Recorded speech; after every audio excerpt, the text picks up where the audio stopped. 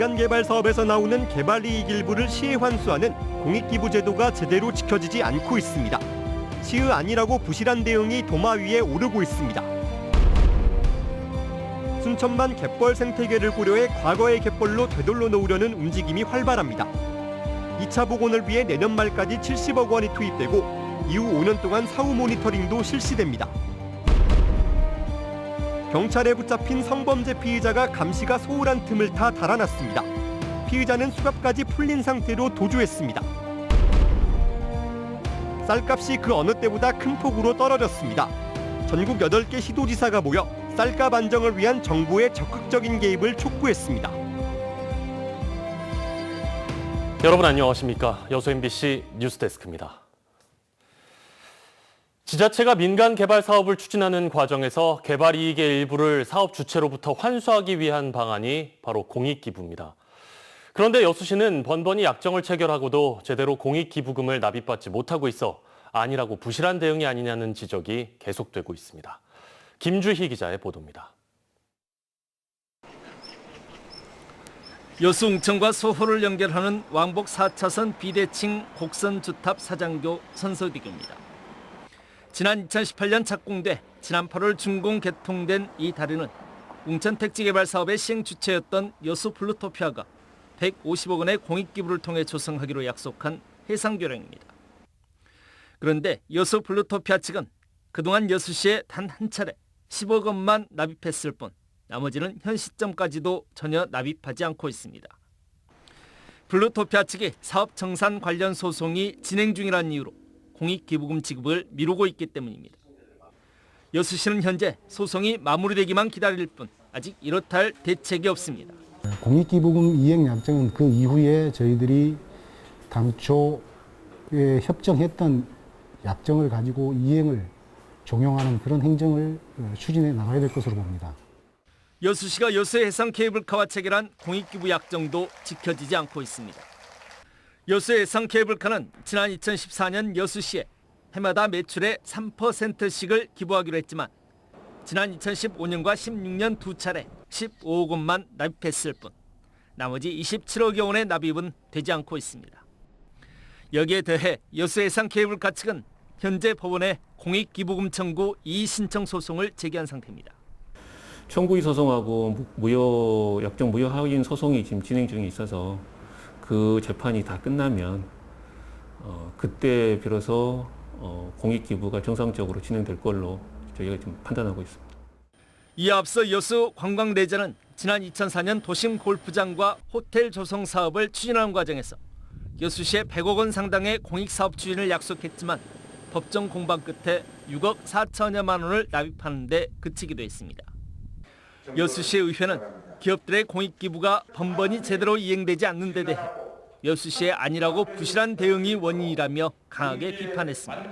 받아야 할 돈은 못 받고 거의 그 손해배상금을 물어주는 여수시를 공이라고 합니다.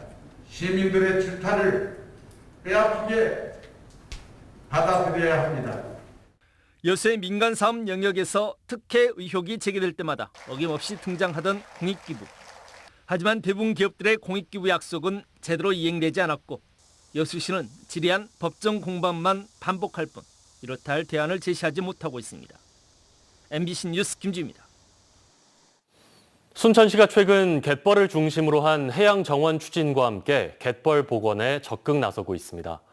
과거의 갯벌을 원래의 모습으로 되돌려 다시금 생명력을 불어넣자는 건데요. 최우식 기자가 보도합니다. 순천시 별량면 장산마을 앞 갯벌. 갈대와 칠면초 너머로 짱뚱어와 개들이 가득하고 새들도 연신 날아듭니다.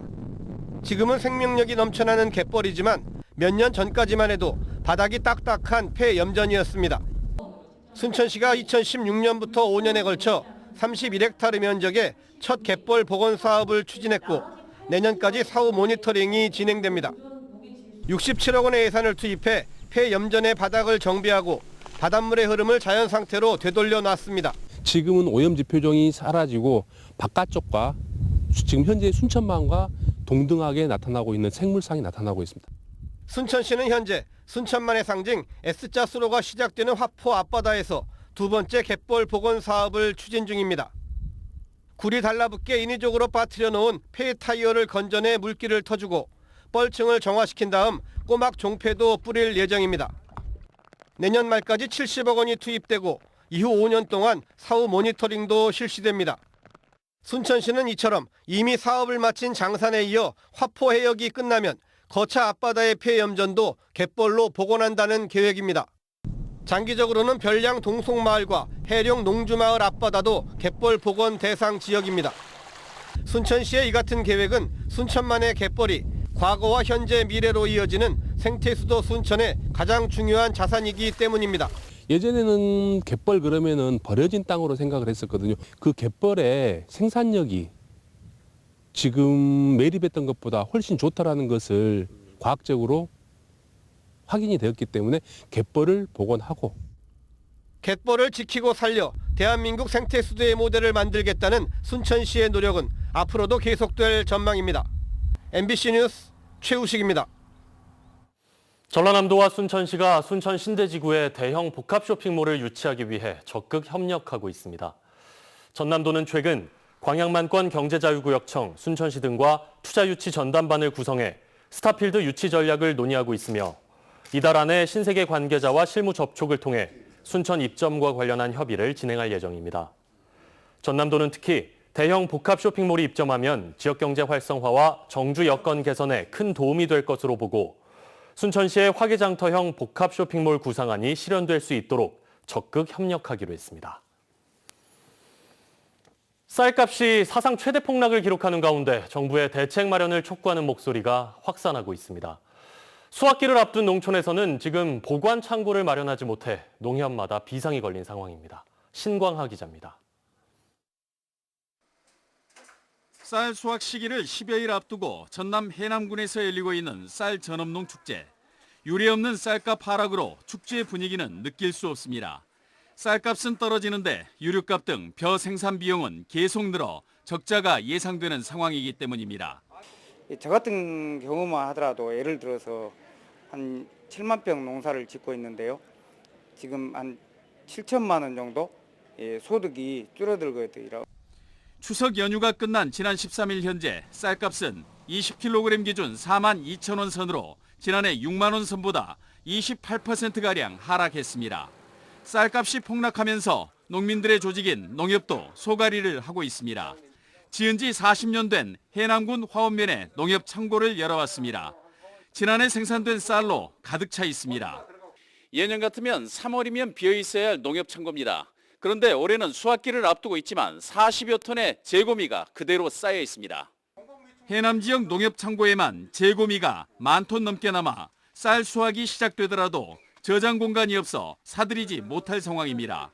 지금 이제 구곡들이 보시는 것처럼 우리 농협에도 이렇게 창고마다 7개 창고가 가득 쌓여 있습니다. 이 부분에 실제 정리가 안 되면 조합원들 벼를 수매할 수 없는 부분이라 농협중앙회가 이곡 비용을 지급하며 창고를 비우는 작업이 전남북과 충남에서 진행되고 있지만 옮겨야 할 재고비만 15만 톤에 달합니다. 그러나 시급한 문제인 재고 쌀을 시장에서 격리하는 문제는 논의조차 되지 않고 있습니다. 정말 농민들이 이제 더 이상 물러설 자리가 없는 겁니다. 지금 이 양곡을 시황정리하지 않으면 금년 신곡도 4만 중반대 잘 나와요. 전남 등 전국 8개 시도지사도 국회에서 수확기 쌀 가격 폭락의 심각성을 호소하며 정부와 정치권의 적극적인 개입을 촉구했습니다. 수요량보다 많은 생산초가 물량 전량에 대하여 선제적으로 공공비축 미국 매입 방식으로 시장 격리를 신속하게 시행하여 주십시오. 전남도 의회도 정부의 양곡관리법 개정을 통해 쌀값 안정 대책을 마련하라고 긴급 결의안을 발의했습니다. 농촌과 농민의 기본소득인 쌀값의 안정을 촉구하는 목소리가 높아지고 있습니다. MBC 뉴스 신광하입니다. 일제강점기 때 독립운동과 해방 후 반독재 투쟁에 앞장섰던 월파 서민호 선생의 업적을 재조명해야 한다는 목소리가 나왔습니다.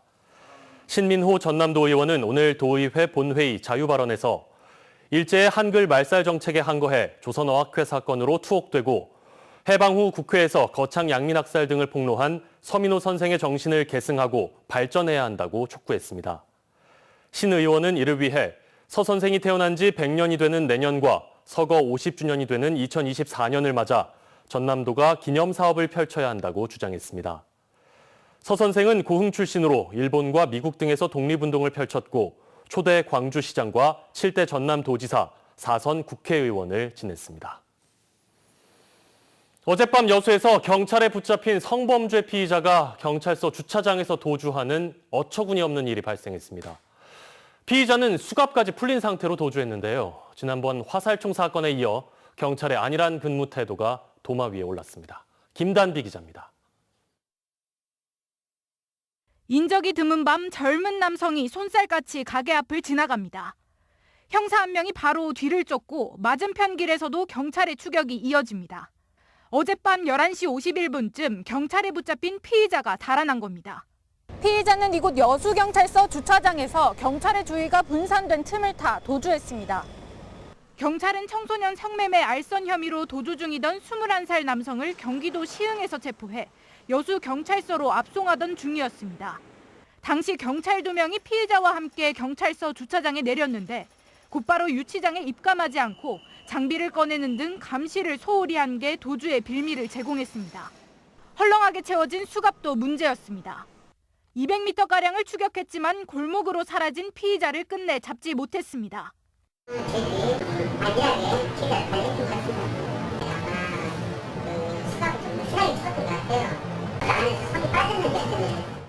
여수경찰은 지난 6월에도 우왕좌왕하다 파출소에 화살총을 쏘고 달아난 범죄자를 현장에서 놓쳤습니다. 잇따른 치안 구멍에 시민들의 불안감만 커지고 있습니다. 경찰이 맨날 그 사람을 한 명을 갖다 놓쳐버리냐고. 무서워 진짜. 돌아다니기가. 자식 키우는 사람들은 더 무섭지. 경찰은 피의자를 긴급 수배하고 얼굴과 인적 사항을 공개했습니다. 여수에서 경찰의 부실 대응 논란이 인지 3개월 만에 또다시 범죄자가 도주하는 일이 발생하면서 경찰의 안일한 근무 태도에 비난이 쏟아지고 있습니다. MBC 뉴스 김담희입니다. 지난 3일 여수 국가산단에서 발생한 스팀 배관 파손 당시 유독성 물질이 소량 유출됐던 것으로 뒤늦게 알려졌습니다. 여수시 등에 따르면 배관 파손 당시 수증기가 다량 배출됐고 여기에 인접한 페놀 배관도 함께 파손되면서 유독성 물질인 페놀이 소량 새어나왔던 것으로 확인됐습니다. 유출된 페놀과 열분의 가솔린은 곧바로 수거됐으며 파손 배관에 대한 점검은 아직 진행되고 있습니다.